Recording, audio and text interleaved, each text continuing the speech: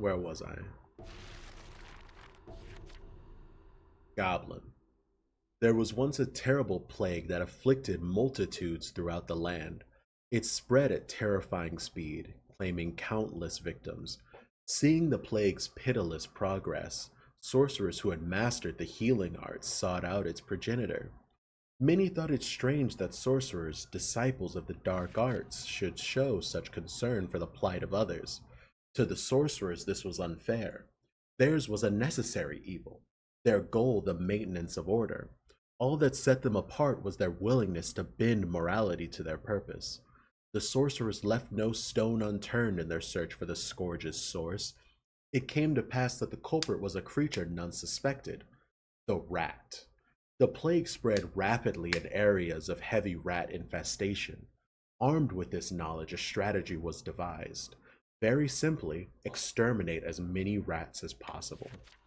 The only problem was that rats, as carriers of the plague, were dangerous. People were too afraid to approach them for fear of the disease. But soon enough, one sorcerer was inspired to design special traps for killing rats. A magically enhanced poison was spread as bait, and any rat caught in a trap would consume the slow-acting toxin, then return to their lair to spread the effects. The idea was to exterminate as many as possible at a single stroke. As use of the magic traps spread, the number of plague infected fell dramatically. It seemed a solution had been found, until a fresh problem arose. A new creature had come into being. There were reports that rats were forming groups to attack humans, functioning as if one. It seems that some rats exposed to the magic poison had managed to survive, and had mutated after consuming more of the bait. In addition to the physical changes they underwent, there was something else these rats shared, an implacable hatred for mankind. The hatred was instinctive. There was a shared memory deep within these creatures of mankind and the poison that had slain so many of their brethren. Groups of mutated rats attacked people, feasting on corpses, thus gaining strength. There was an inevitability that their form would take on twisted human elements. After all, to fight humans, what could be better than a human-like form? Over time, these mutated groups of rats were given a name: goblins. They bred at a rate that far surpasses that of humans. Some fear that one day these creatures spawned from mutated rats may even take man's place. Orc. Cats are very shrewd animals. When they cannot beat someone, they will join them. Such is their relationship with humans. Likewise, they only pick fights when they are certain to come out on top. This is why they prey on mice. For cats, mice exist only to be eaten. But then something changed. The cat's dominance was suddenly challenged. Creatures known as goblins appeared, evolved from mutated rats. Years of pent-up rage were unleashed as the goblins attacked the cats. The cats didn't stand a chance. But one cat with a keen sense of smell picked up a strange scent on the goblins. It was the smell of sorcery, the powers that humans feared so much. The cat cast its mind back. The smell was familiar. The humans who dressed in strange garb, sorcerers, yes, they smelled like this.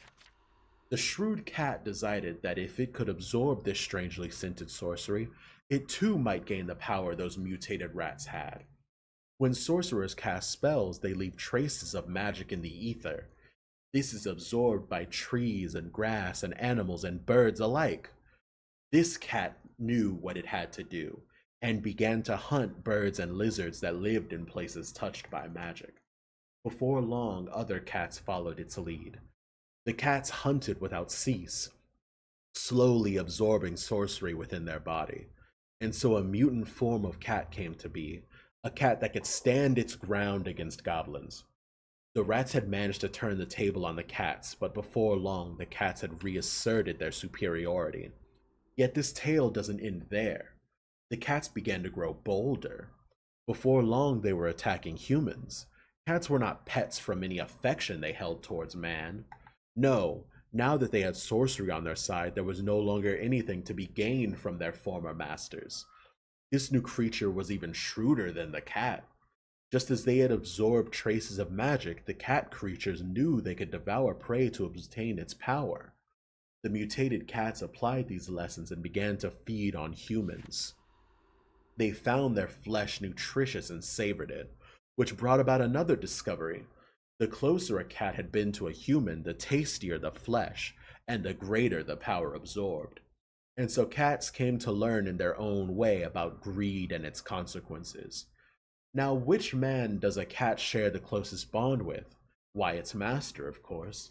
And so these monstrous cats feed on those who love them most. In time, this creature became known as an orc and is hated by all of mankind. Kobold. If trees thought, on what would they ponder? Soaking up sunlight? Drinking water? The dreaded rot? So one would imagine, but in fact, many trees are contemplating something else entirely.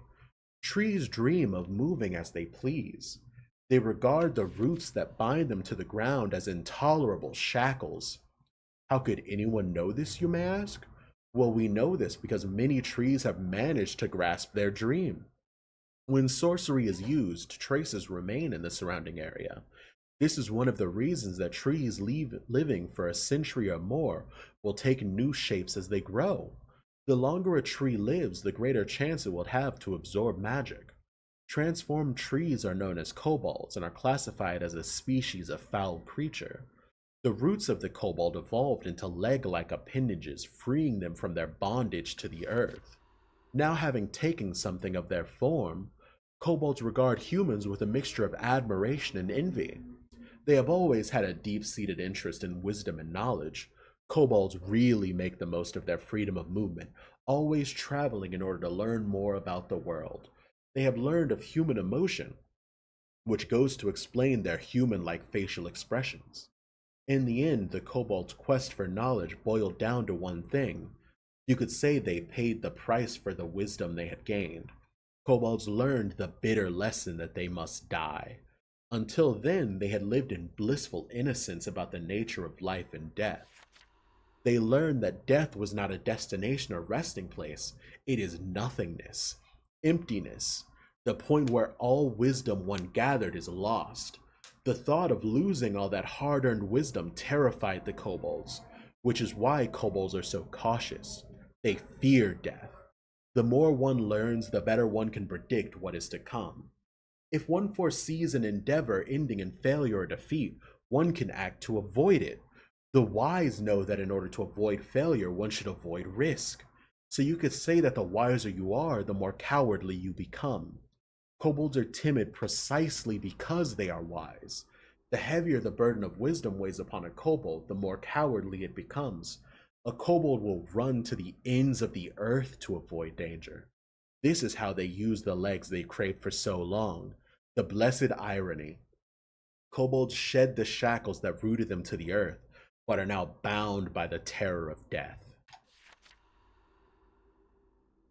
Ghoul. Crows are omnivorous creatures. They love nothing more than to feed on carrion, even the flesh of fallen sorcerers. Some crows know that feeding on a dead sorcerer yields a curious power.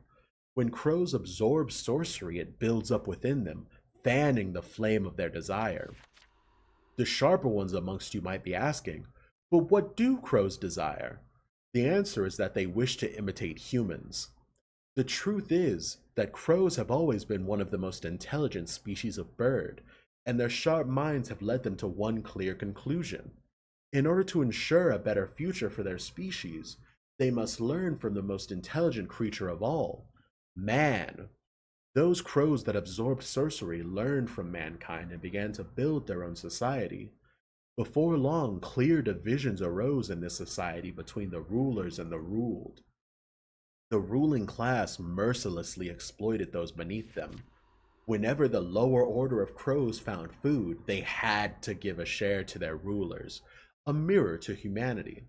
In time, the upper class awakened to concerns beyond mere survival. If a crow from lower orders picked up a shiny object, an elite crow would often steal it to use as an adornment. They did this in imitation of the ruling classes in human society. Humans would adorn their garments with jewels to display their status. There were no limits to the greed of the ruling crows. Their society was a fine mirror indeed. But it was not enough to simply mimic mankind. The next step was to surpass it. And precisely because they were intelligent, the crows knew that intelligence alone would not be enough to achieve this. The reason man ruled the world was because their greed surpassed that of all other creatures. To surpass man, it was necessary to become greedier than them. The rulers of the crows had not forgotten. They still remembered where they had first tasted greed and desire. It was upon tasting the body of a sorcerer. They know their greed would grow stronger with repetition of this act, and so magically altered crows began to hunt sorcerers, and finally become known as ghouls, feared and despised by sorcerers. Fruit spider. Ah, sweet fruit. Its flavor attracts all manner of living creatures. Why is this? Plants reproduce by spreading their seeds over as wide an area as possible. A plant's instinct is to reproduce could also be described as desire. So plants manipulate other creatures' desire to fulfill their own. Plant seeds are encased in juicy, sweet flesh. Animals are attracted by this and eat the fruit, swallowing its seeds. Carried within the animal's body, the seeds are then deposited elsewhere. Fruit is sweet precisely to rouse desire in other animals.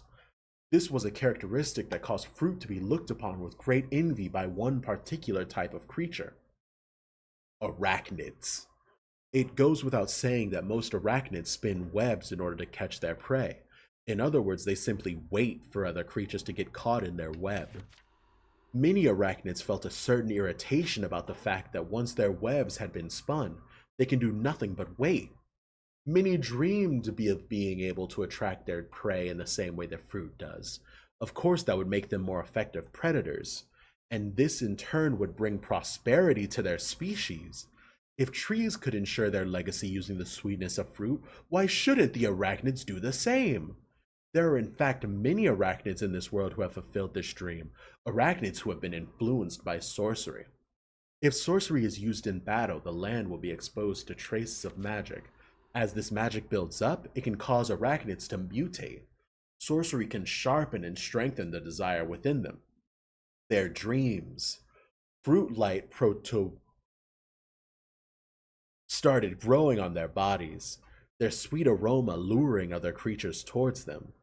Arachnids that started to lure their prey in this way became known as fruit spiders. Fruit spiders use their pungent aroma to entice their prey into the webs they spin. They become much more efficient predators. Food supply was no longer an issue for them. As a result, they became rather gluttonous creatures, growing to be many times larger than ordinary arachnids. Their enormous size meant they could now attack their prey directly, just like any other beast. This ability to hunt in this manner means that in a sense, they no longer need to spin webs. This may strike you as somewhat odd. Indeed, there is something of a contradiction here. The arachnids first grew the fruit on their body to lure other creatures into their webs. Now that they no longer need to lure their prey, the fruit is useless. Despite this, fruit spiders strive to heighten their appeal. They gather nutrients from the prey they capture and feed it to the fruits that grow on their body, thus making it even sweeter. This sweetness was only ever a means to an end, not the end itself. Similar perhaps to the vanity of human beings, is it not? They compete purely for the satisfaction of being the most beautiful, a form of greed, pure and simple. Fruit spiders are the same. They seek to attract other creatures with sweetness, but there is little other reason for it, just a desire to be sweet for sweetness' sake. And this desire can take other forms. Some fruit spiders that have lost any trace of their fruit, which has probably been consumed by other creatures. Indeed, it seems the fruit spiders are searching for something with which to replace it as we speak. They have even been seen acting as lanterns, still with a desire to attract creatures, but now using light to lure insects et al. Fairy. What does a bee need to become a queen? Luck. Luck is not a talent one is blessed with, nor does it come from blood and sweat. Luck is simply only good or bad. Equal possibilities are laid out for every bee the moment they are released as a clutch of eggs. Only the larva that gets the royal jelly can be a queen. All larvae have the right to be queen. There is no definitive reason for the choice. It is a selection so unfair one would hesitate to express it even in terms of luck. The worker bees are born from the egg that did not become the queen, and all female. As if to prove their inferiority to the queen, they are robbed of the ability to reproduce from birth. This appears to also be the fault of the food they were given. Though born as females, they are deprived of their prime function as such, an inescapable destiny. Yet there is a story of certain bees who would not accept this gulf in fortune. They could never show their resentment. It was a perfect authoritarian society in a sense. Even should a worker bee have its doubts, it would never be able to gain a concrete understanding of its feelings. The self-awareness of a worker bee is so meager that the sparks of desire would only ever smolder. They lived under an absolute monarchy. It would be impossible to break down the relationship between lord and vassal, were it not for sorcery, that is. The bees desired for a fairer society. By accident, they came into contact with magic. Their smoldering egos grew fat and beckoned to be made flesh. A group of bees that would break the rules of their society emerged amongst the worker bees, who had only ever accepted the absolute rule of the queen.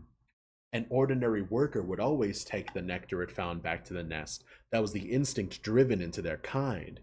Yet bees who kept the nectar they found to themselves started to appear. Those worker bees grew bigger than the worker bees before them, and they began to think in specific and exact terms. The intellect they had only just gained made it possible.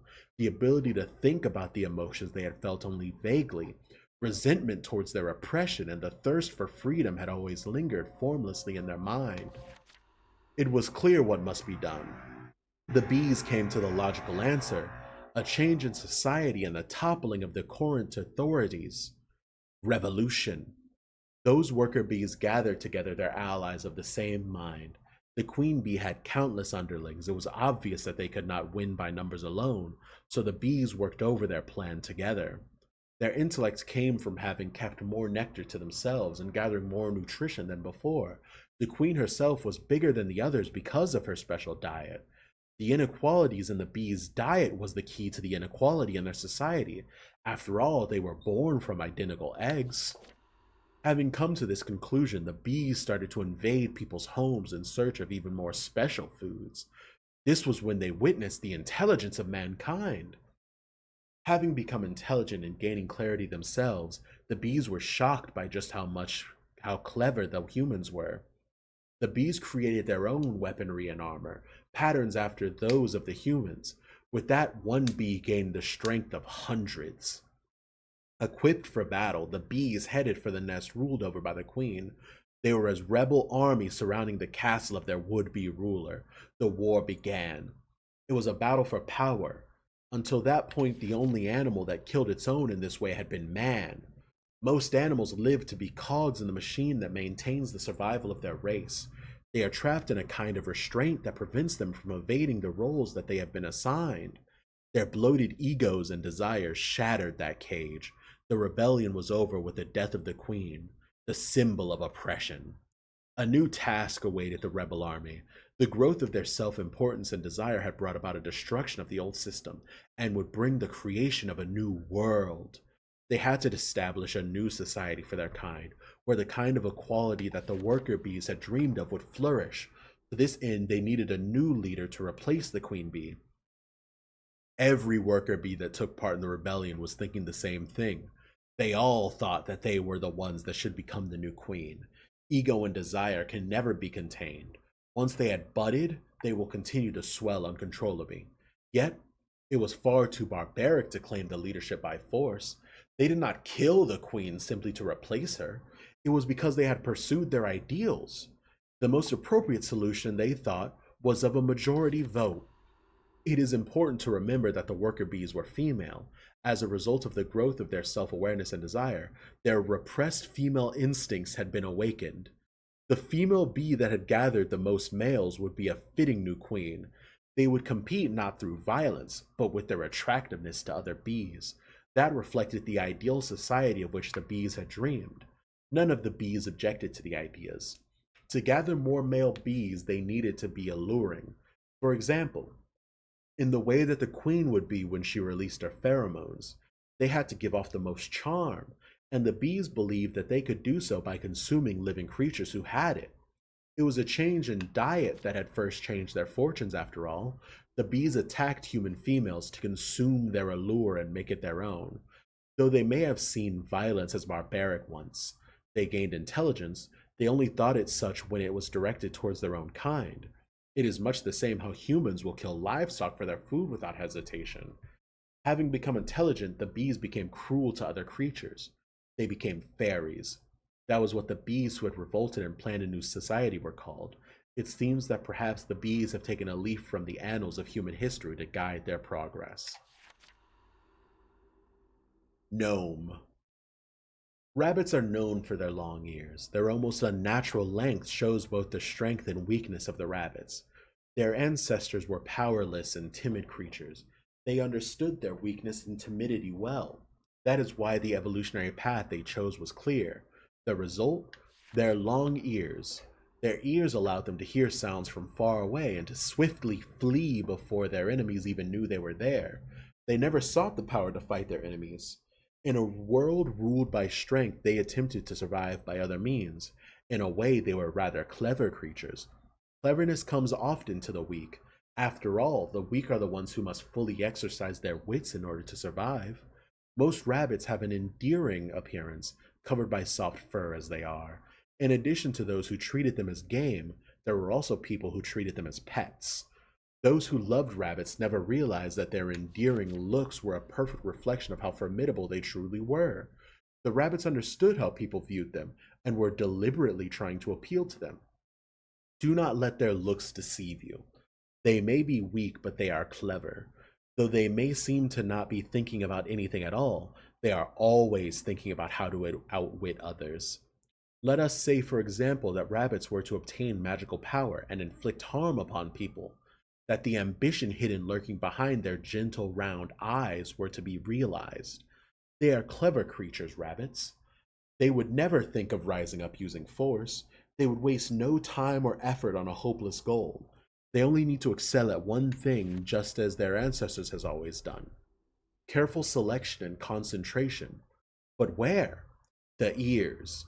The rabbits who tasted magic developed only their ears ceaselessly and with dedication. Their ears had always enabled them to pick up a great deal of information, and by engaging in a war of intelligence with other creatures, the rabbits who gained magic triumphed. It was as if that were the way they should have lived. Their ears grew more and more gigantic, all the better to hear with. They gained the ability to not only direct them forwards, but in any possible direction. It was easy for them to find food. Food would be plentiful wherever people lived. There were numerous discoveries of rabbits who had crept into people's homes to steal from them. The rabbits had developed a taste for it. As long as they had information, they could even outwit humans. As part of their deception, they would disguise themselves so successfully. It was as if they had melted into the earth.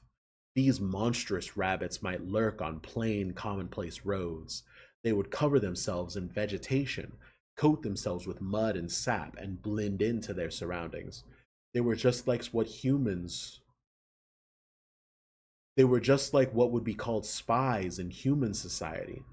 The rabbits that engaged in espionage against humans were called gnomes. The gnomes lurking in human society underwent a further evolution. As humans boasted a powerful intellect, the gnomes became more clever the more they learned from them. The more the gnomes watched mankind, they sensed it instinctively. That human society was a constant welter of suspicion, doubt, and betrayal. What a delicate, cowardly creature man is, the gnomes thought. Perhaps mankind was yet another creature whose intellect had developed from its terrible weakness.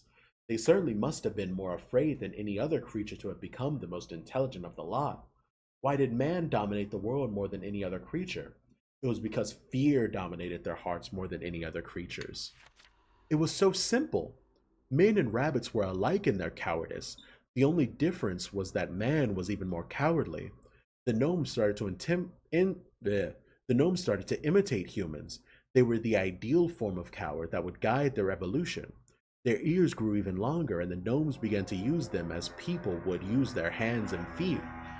The way they did not simply develop hands and feet of their own gives you a glimpse of their philosophy. Selection and concentration. They believed that their ears alone would suffice to beat mankind. The gnomes lived very shrewd lives indeed. Take this tale, for example. The king of a distant land was brought down by his dalliances with women. Top secret vital information that should never have escaped had been leaked. No one could identify where the leaks originated from. The only item of suspicion?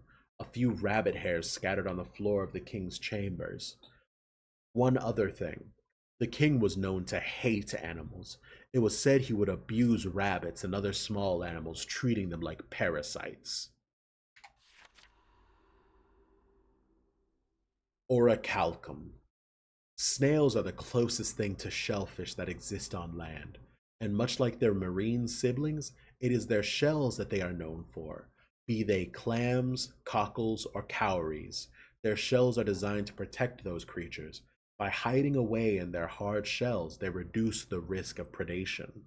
They live the spirit of defense rather than the attack. They seek forbearance, not indulgence. They do not have the means to win something from another creature, yet they never lose out. One could describe them as truly stoic, unyielding creatures. Snails are much the same. They spend the majority of their lives dedicated to their defensive instincts. However, the environments of land and sea differ greatly, for it is on land that the sorcerers live, and no creature on land can escape the influences of magic. Imagine that a group of snails happen upon traces of sorcery, long since cast, that the latent desires that lurked within them started to swell.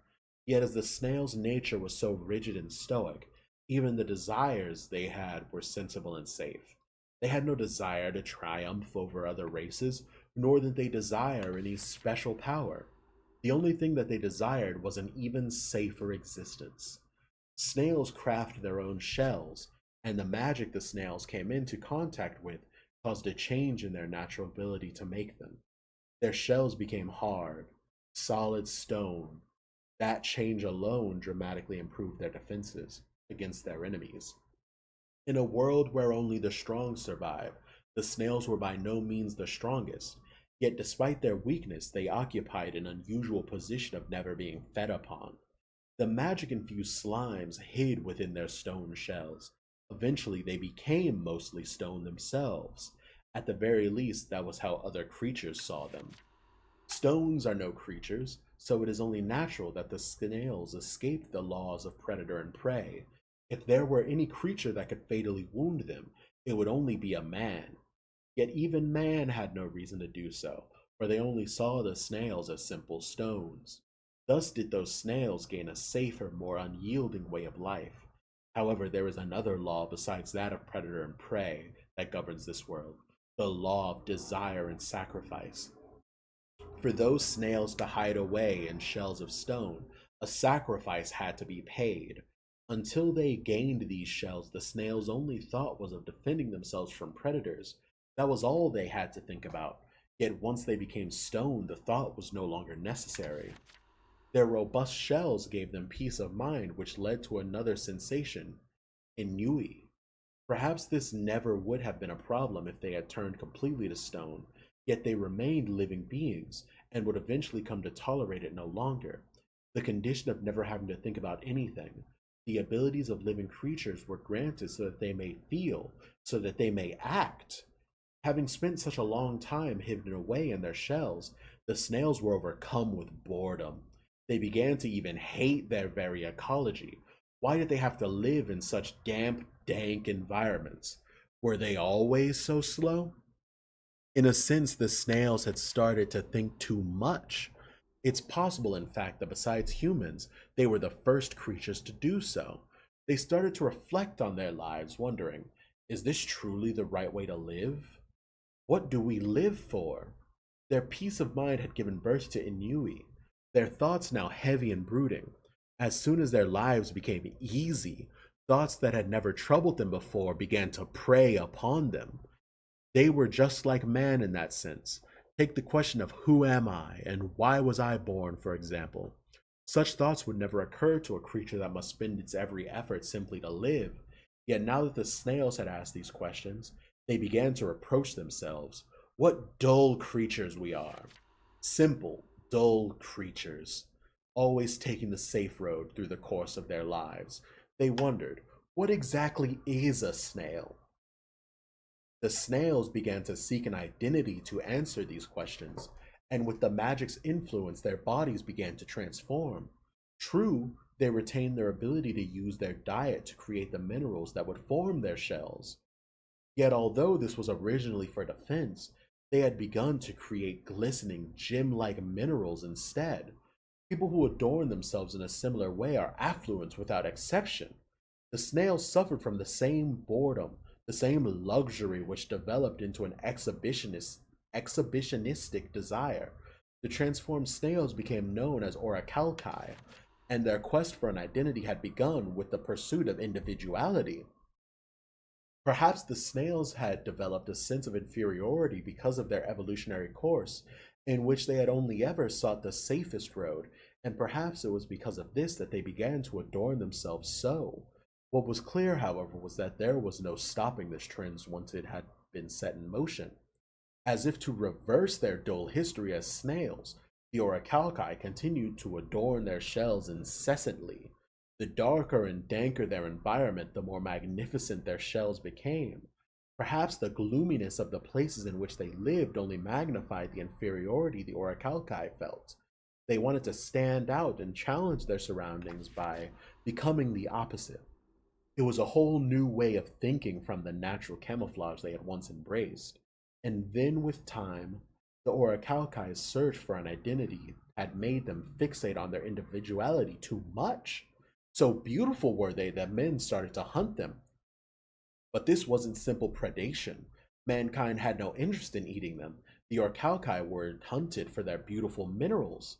Mankind was even more bored than the snails were. Men and women had an even stronger desire to adorn themselves to stave off boredom, and they found the minerals they harvested from the orichalci to be very stylish accessories indeed. They took the minerals to be protective charms as well, and furthermore, because the minerals were so sturdy yet so beautiful, it was not uncommon for them to be used in construction as well. For a time, the orichalci, these versatile minerals, were harvested indiscriminately by humans. Their numbers fell dramatically, and soon the orichalci became very rare indeed. The mere sight of a precious orichalcum would inspire greed and envy in most people.